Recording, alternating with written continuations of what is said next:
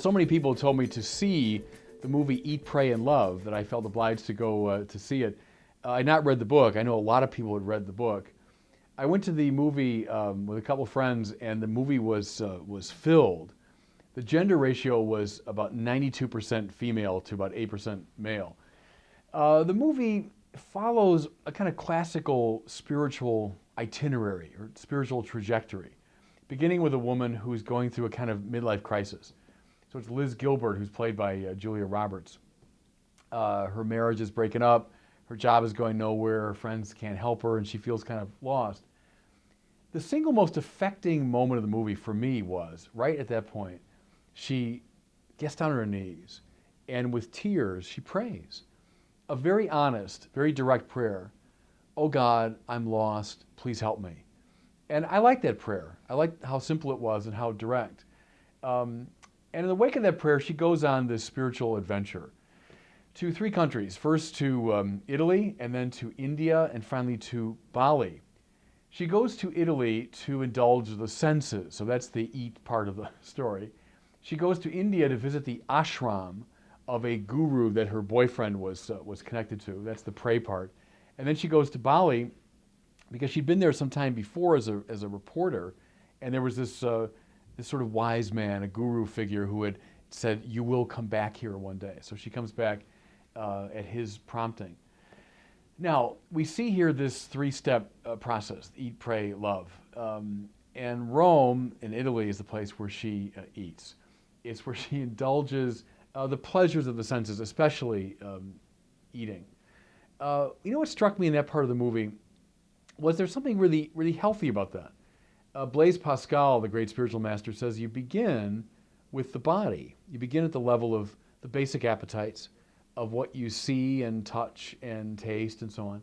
And that's all good. The body is good. And of course, Catholicism very much affirms the body. In fact, and this is overlooked too often, one of the ways you can really get off the right spiritual path is by suppressing or demonizing those basic bodily needs.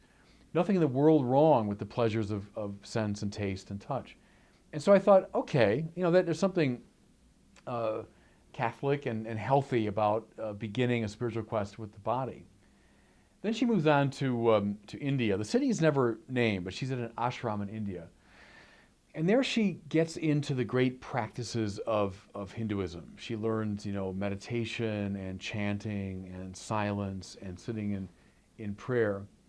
And she does that for several months, at the end of which she says, here's the distillate of the wisdom I've learned from this prayer and these practices, that God is in me. I thought, okay. Then she adds, as me. And at that point I thought, no, something's really gone wrong with the spiritual quest. That God is in us, yes indeed, but if you say God is in me as me, well then I've simply collapsed God into my own very fallen, very fragile self. There's no room left really for conversion. If I, with all my flaws, am simply identified as God, then what's the point of changing? Well, she goes on from India now to Bali, to Indonesia, and there she falls in love with a character played by Javier Bardem, who's kind of this romantic figure, and she falls for him. And what struck me was when he proposes a certain form to their relationship, she balks because she feels she's being maneuvered or manipulated. Only when he's willing utterly to surrender to her way of envisioning the relationship does she accept it. And the movie ends with the two of them kind of sailing off into the sunset, but very much on Liz's terms. And that's why I thought at the end of the movie, it just seems to me like a celebration of narcissism. It's the full expression of God is in me as me. Now, here's something else that struck me as I watched this movie. Here's a woman, and in the movie she's portrayed as from Manhattan, but she's a kind of mainstream American type. And I presume from a Christian background. Never once in the course of the movie does she make any reference to the Christian spiritual tradition. Never once does she seek out a Christian spiritual guide or a priest. It really struck me when she was in Rome. Of course, they have this beautiful photography of the city of Rome, the skyline of Rome, which includes all the great churches. especially St. Peter's, is on display many times. There's kind of a cute scene where she's on a bench and she's eating ice cream, and next to her are two nuns, habited nuns, who are licking ice cream cones. So it's kind of the cute, local flavor of Rome. But she never once darkens the door of any of the churches, never once seeks out Christian spiritual advice. Because here's the thing. Many Christians, great Christian spiritual masters, began where she began. That beautiful, direct, honest prayer with tears. Oh God, I'm lost, help me. You think of Dante, you think of Augustine, you think of Ignatius of Loyola. All began at that same spot. See, here's the difference. None of them came to the point of saying, God is in me as me. That's never where the trajectory went. Here's how it went. They moved through a period of detachment. And what that means is, I detach myself from anything in this world that I have turned into God. Anything in this world, so it's bodily pleasure or money or power or esteem, status, my own ego, whatever it is, that I've made the center of my life. All the great spiritual masters say, I must become detached from that because only God belongs in the center of my life. Is that process painful? Yes. Yes. Now look at all the exercises Liz went through in the ashram. That's all part of a classical spiritual program, is that you go through a purging process because it's painful to let go of these false idols, especially, I must say, the idol of the ego. God is in me as me. That is the ultimate idol that must be detached from. Now, once you're detached, what you find, now this is true in all these figures, Dante, Augustine, Ignatius, all the other ones.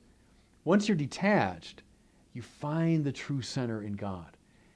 Yes, you find God in you, but not as you. You find God as this great, now organizing energy around which all the other energies and talents and powers in you get arranged.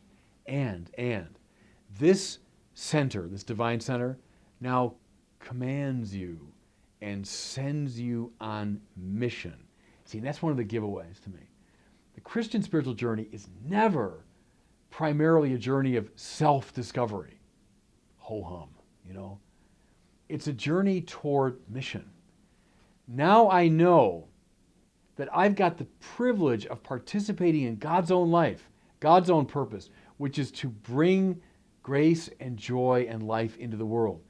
All the spiritual masters know once they're detached, once they found the divine center, now they know where to go and what to do. See? They become participants in God's own life. And that's why it ends in great joy, not self-preoccupation, not narcissism, not self-deification, but in the joy of participating in God's own life. I think it might be instructive for Christians, for Catholics, to watch Eat, Pray, Love, to see someone who's going, I think, honestly on a spiritual journey, which we all need to go on, but then to notice the difference between that trajectory and what I would claim is the right trajectory. I guess at the end of the day, I was thinking, if only Liz had spoken to one of those nuns next to her on the bench, she might have found something very profound that those habited women had found, namely the Christian spiritual trajectory.